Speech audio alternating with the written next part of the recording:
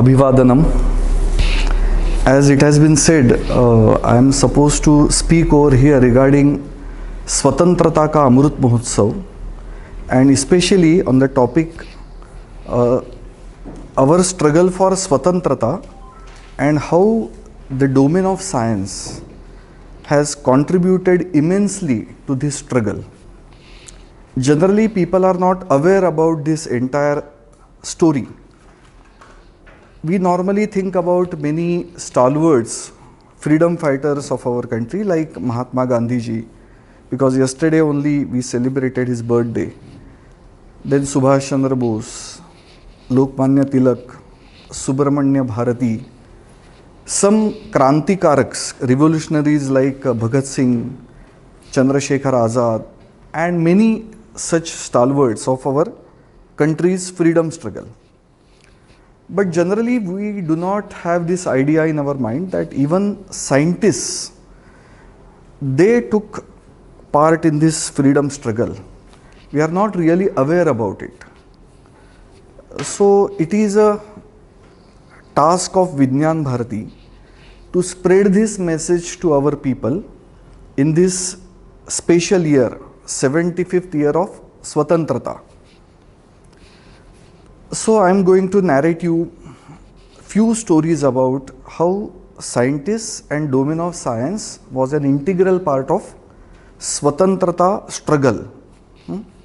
I am specifically using this word Swatantrata because the entire struggle was to protect our Swa, that is identity. It was not just movement or struggle to become free. Then people would have called it as Mukti Andolan or Mukti Sangram. But it was not regarding that. It was regarding protecting, safeguarding our identity as Indians. So our country has unique identity. We possess that Indianness. And all invaders, what they were trying to do, they were trying to erase or obliterate that specific Indianness of our country. So the entire struggle was to protect that identity.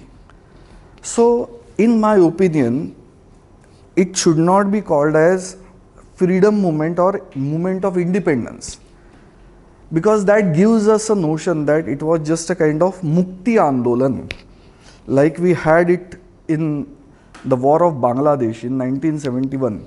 They called it as Bangladesh Mukti Sangram. But this was not a Mukti Sangram, but it was a Sangram to protect our Swa, that is Indianness, Indian identity of our country.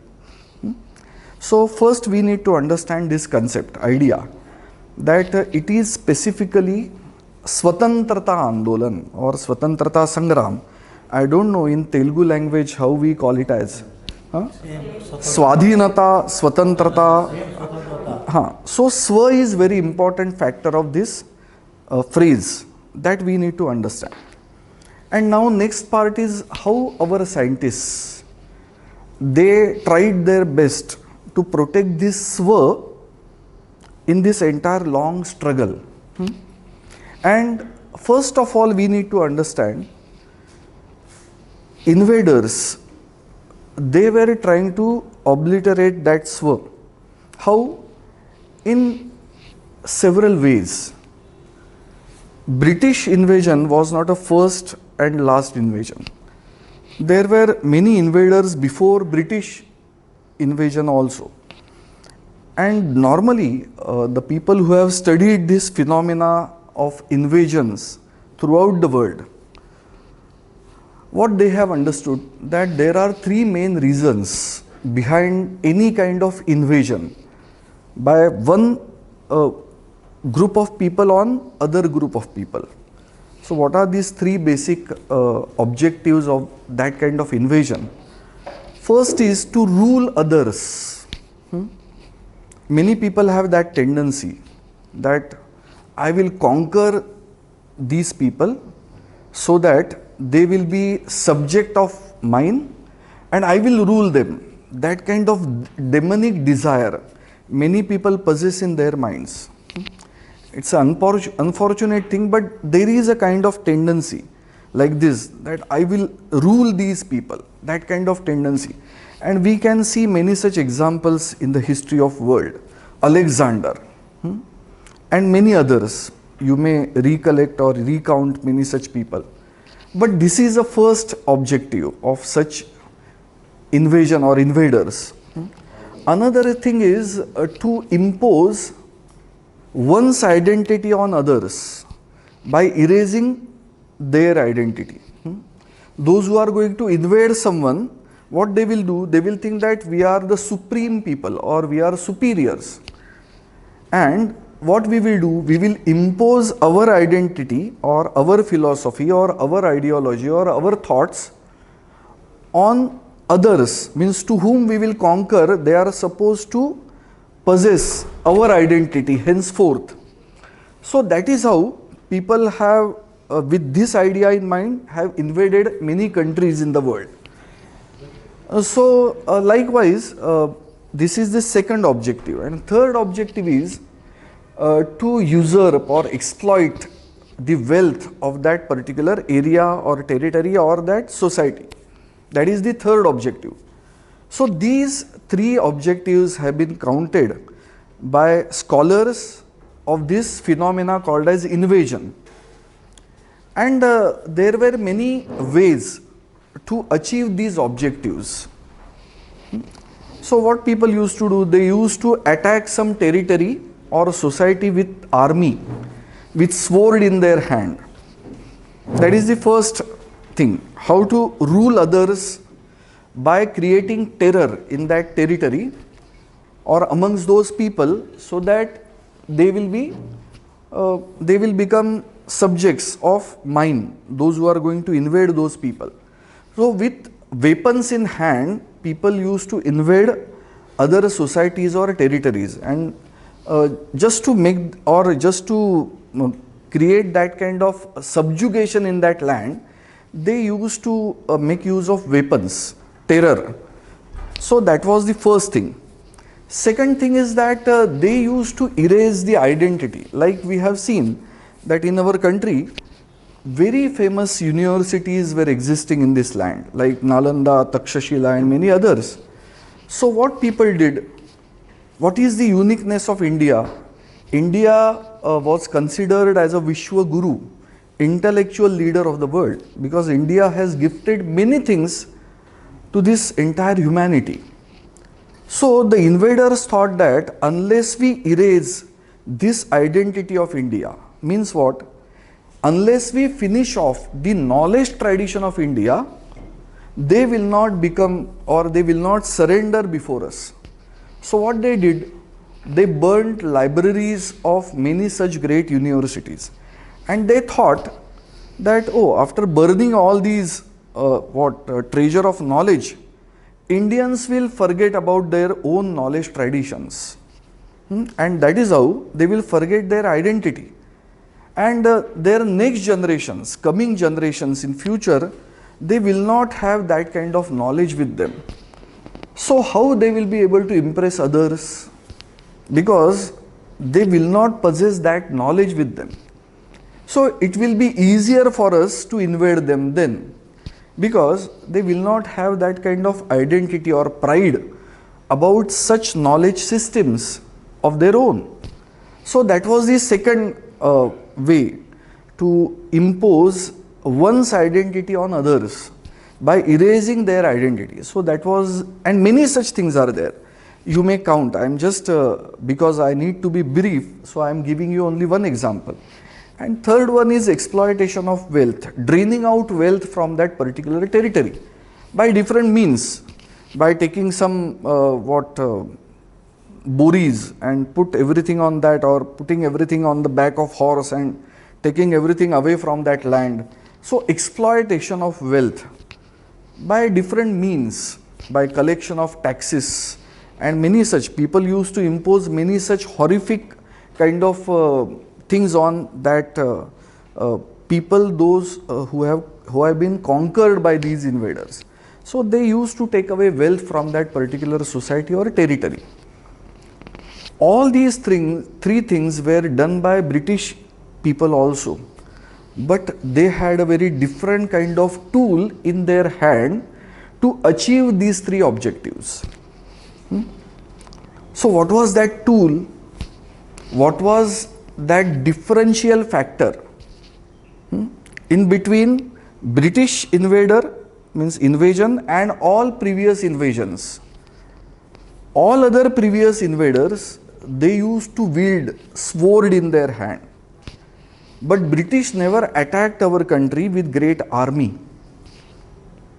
They came here in the form of a trader, but they used science as their most impressive weapon, most potent weapon to subjugate this country.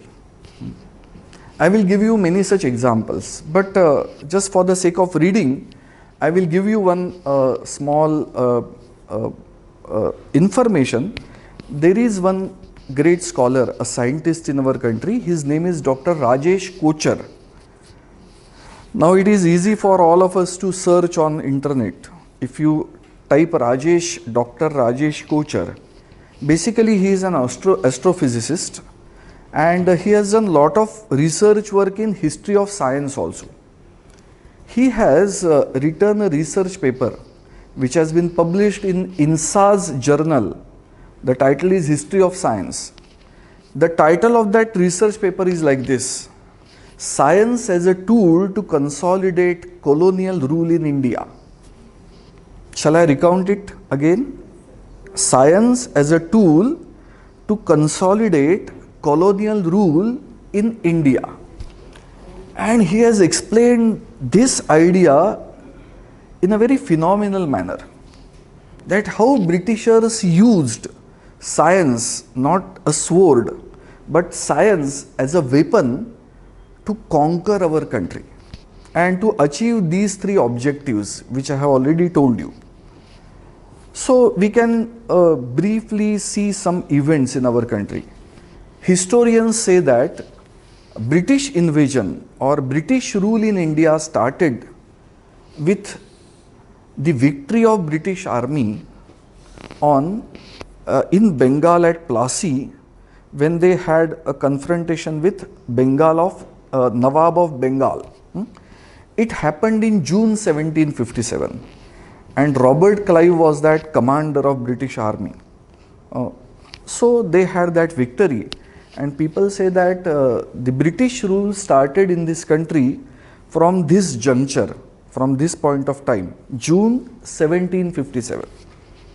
Now you can easily recall one more thing in the history of England. The first industrial revolution, today we are talking about fourth industrial revolution, Industrial Revolution 4.0.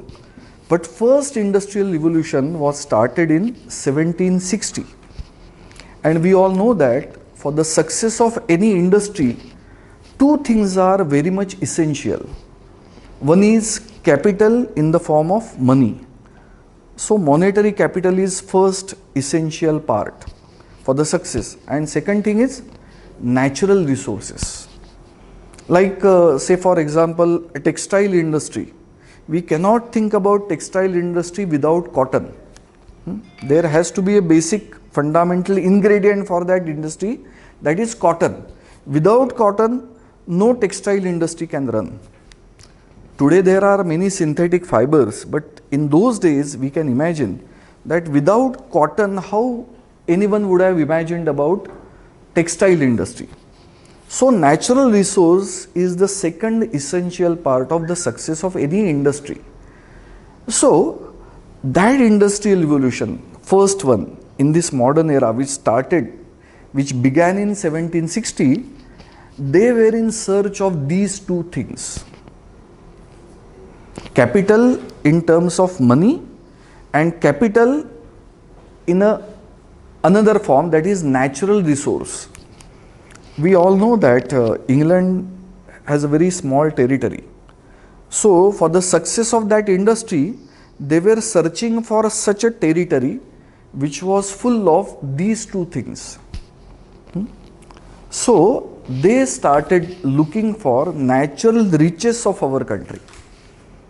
And what was the way to take all those natural resources to their own land, first we need to study those natural resources, because natural resources like we do mining, but with these naked eyes we cannot see that what kind of reserves are there under the ground. So lot of scientific methods are utilized to know what kind of reserves are there in this particular area. So people of Britain, they used few scientific methods to understand what kind of natural resources are there in India, of what magnitude, and what is the nature of those natural resources, because many of you are connected with science. So we understand that cotton produced in Maharashtra is quite different than that of cotton produced in Andhra Pradesh, because of the diversity of this entire land or of this entire world. You can look at that particular product and you can say that it's a cotton, but there are several umpteen number of varieties of cotton is available in nature. So we need to understand which cotton is good for machines. So likewise, they were supposed to study the natural resources of this country. And what they did, in 1757 they had this victory, but they immediately never became king of that province called as Bengal. And even Bihar, today's Bihar, was a part of that Bengal province. Because even in Bihar, today only we were talking about Rasagulla. Even in Bihar, the most popular sweet is Rasagulla. So it is not only a part of Bengal or Odisha, even Bihar, they eat Rasagulla only.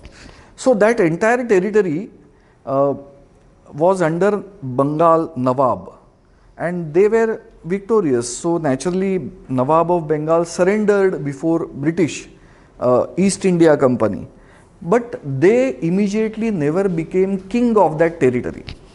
In first almost 20 years, because of this victory, as a part of exchange, they could have authority over collection of taxes.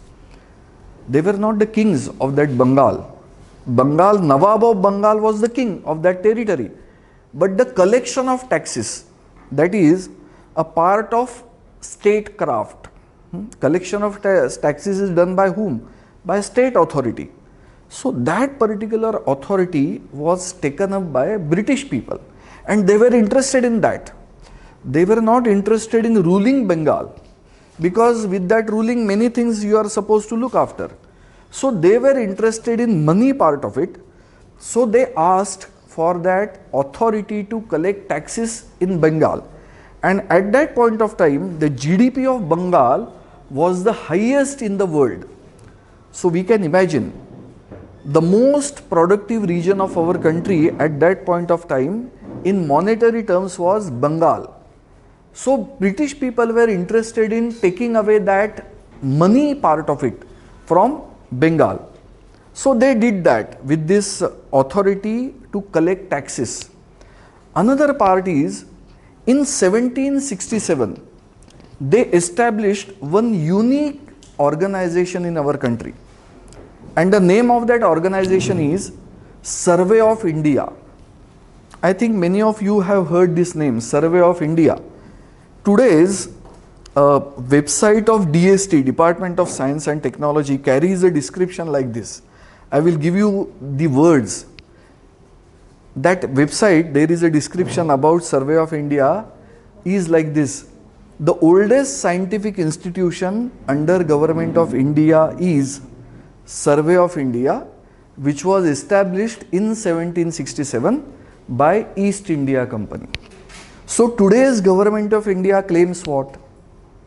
The oldest scientific institution under this government is what? Survey of India. So by name itself, one can easily recognize this is not an institution for research in the domain of science. It is meant for what? Survey. Survey of what? Natural resources. Even today, that institution is existing. So DST is saying that the oldest scientific institution under Government of India today is Survey of India. But that was established by whom? That was established by East India Company. And what was the objective of that East India Company's mission? To establish survey of India in India, to make a grand survey of natural riches of this country, and to exploit those natural riches for the success of first industrial revolution of their own country. And that is how, because of India, it has been researched by great scholars not only in India but scholars throughout the world, that how British people used India for the success of the first industrial revolution. So great many research papers are available even on internet. We can go and just search for them. But this is a fact. So we need to understand this fact that British used science as a tool to consolidate colonial rule in this country. But with this, they could achieve only first objective of these three objectives. What was the another one which was more important? To subjugate people. That was making them strangers in their own land. That process is called as denationalization.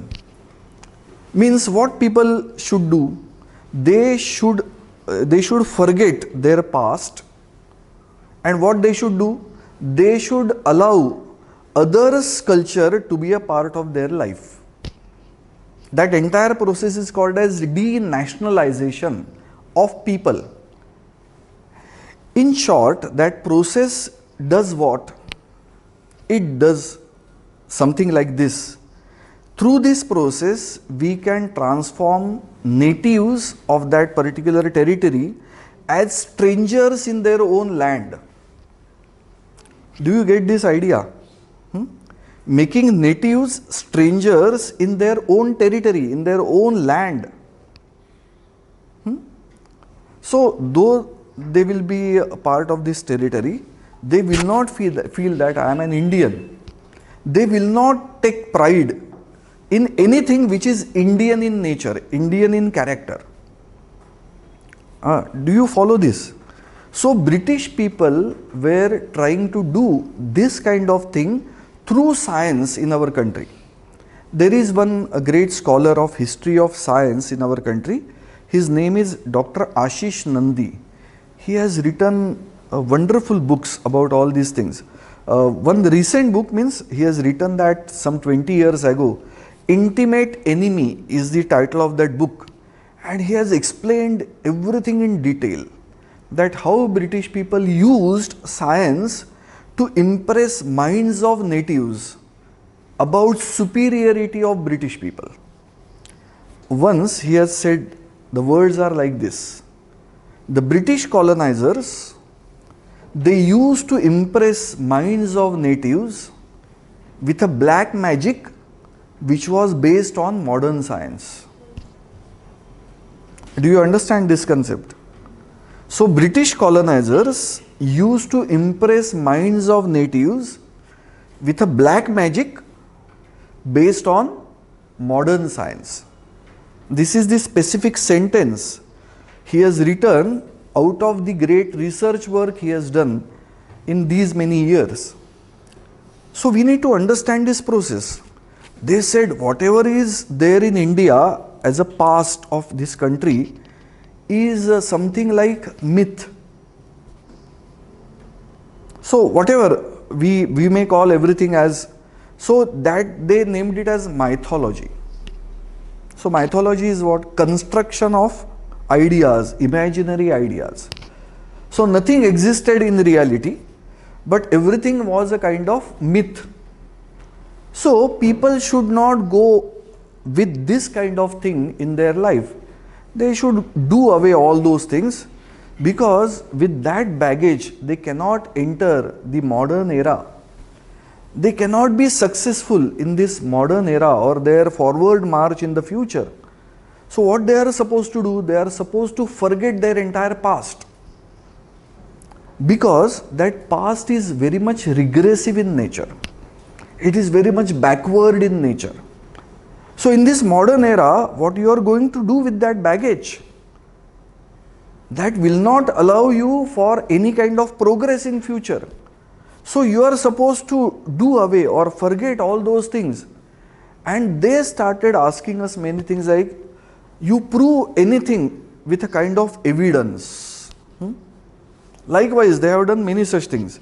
You may recollect, if you have read many such things, then you may recollect that how they have made our minds follow their own in such a manner that we will also feel, Indians will also feel that, oh, we had a very regressive past.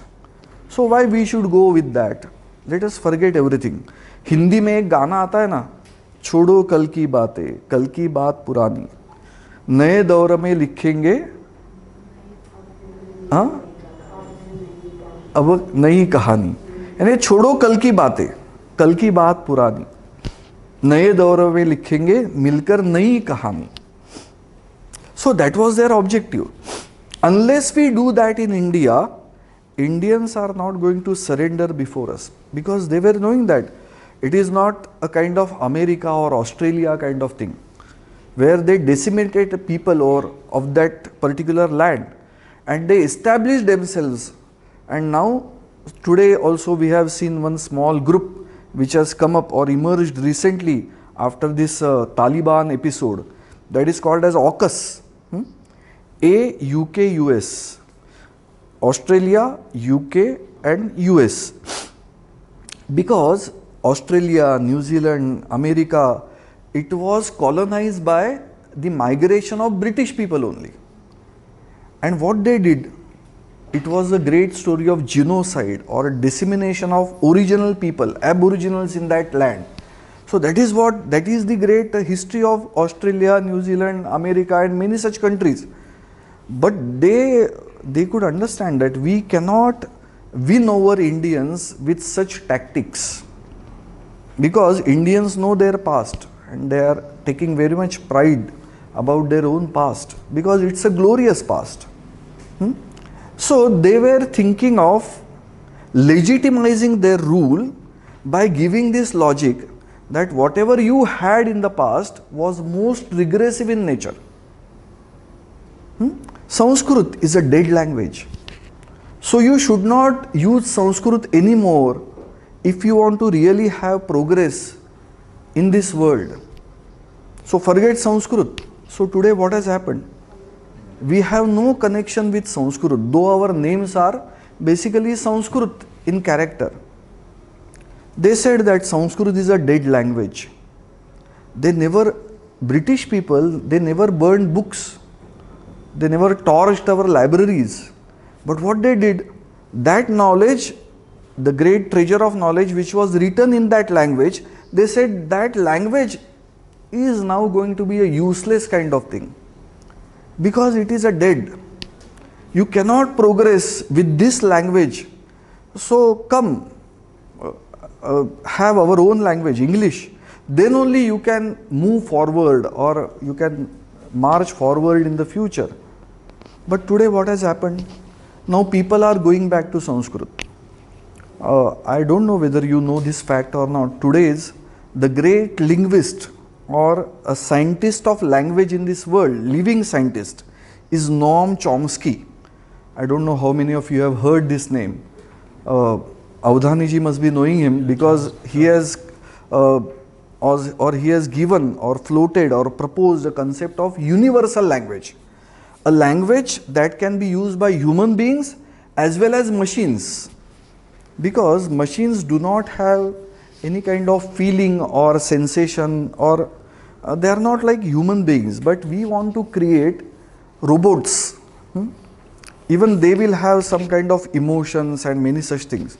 So how that can happen? Without language, you cannot transfer emotions or you cannot express yourselves. So you need proper language to express yourselves. So that is a concept of universal language, language which can be used by machines as well as human beings. And his guru, Leonard Bloomfield, that is the name of his guru, Noam Chomsky's guru, he was a great fan of Panini. Have you heard of this name? Panini. Ashtadhyayi.